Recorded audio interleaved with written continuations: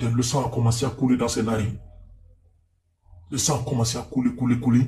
C'est comme, vous allez m'excuser, hein, c'est comme on égorge un poulet. Vous voyez, quand on égorge un poulet, le poulet, avant de mourir, il tremble. Il attend de trembler. Mohamed, ton compte va sauter, hein. TikTok n'aime pas ce genre de mots. Ok. Ok. Et c'est comme ça, on voit Etienne Yakanou est là, attend de se secouer à terre. Et pour moi, quand j'ai vu le gars, c'est que soudain est parti. Agbenda, lui, il est parti. À un moment, ces éléments sont rentrés, qu'ils étaient sur la gare par la fenêtre, ils regardent, et on voit le corps, le gars qui est menotté, puisqu'il était menotté au pied, le gars est au sol. C'est de là que les éléments disent, ah, chef, chef, chef, chef, chef, dans le langage militaire.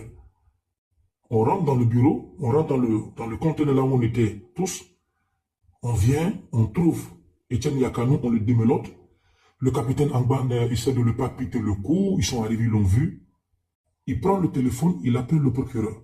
Quand on appelle le procureur Blaise Paoli Solizam, Blaise Paoli Solizam arrive sur le lieu et qu'est-ce qu'il voit? Il voit le gars au sol, Etienne Yakanou il a fait une émotion, le sang coulait dans ses narines. Et c'est de là qu'il prend son téléphone, je ne sais pas, pour ne pas mentir, il a appelé quelqu'un, il a donné des commentaires, c'est après qu'on a pris le corps de Etienne Yakanou, on l'a évacué. C'est après une semaine, 2 semaines, et après Mme Igiola Tokumbo, quand elle s'est rendue, elle me dit, monsieur Lou, est-ce que tu connais ce monsieur? J'ai dit, je ne le connais ni d'Adam ni d'Ève, mais je l'ai eu à raconter à un moment. Il dit, où? J'ai dit, à la gendarmerie. Où alors tu peux nous amener? J'ai dit, oui. On me prend, on m'amène sur les lieux. J'ai dit, c'est ici que je l'ai trouvé.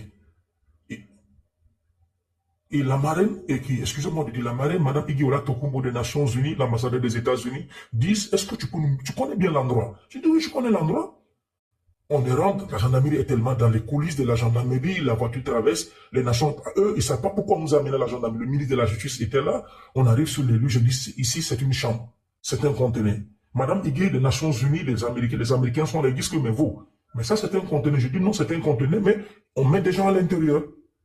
Les Nations Unies sont là, des droits de l'homme, des droits de l'homme sont tous là, et qu'est-ce qu'il dit?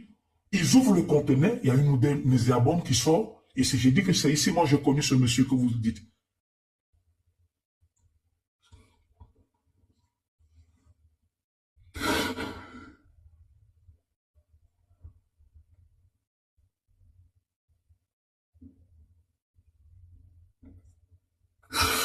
Le sang a commencé à couler dans ses narines. Le sang a commencé à couler, couler, couler. C'est comme, vous allez m'excuser, hein, c'est comme on égorge un poulet. Vous voyez, quand on égorge un poulet, le poulet, avant de mourir, il tremble. Il attend de trembler.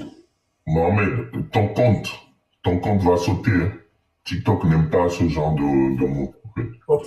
Et c'est comme ça, on voit Etienne Yakanou est là, attend de se secouer à terre. Et pour moi, quand j'ai vu le gars, c'est que soudain est parti. Agbenda, lui, il est parti. À un moment, ces éléments sont rentrés, qu'ils étaient sur la gare par la fenêtre, ils regardent, et on voit le corps, le gars qui est menotté, puisqu'il était menotté au pied, le gars est au sol. C'est de là que les éléments disent, ah, chef, chef, chef, chef, chef, dans le langage militaire. On rentre dans le bureau, on rentre dans le conteneur là où on était tous.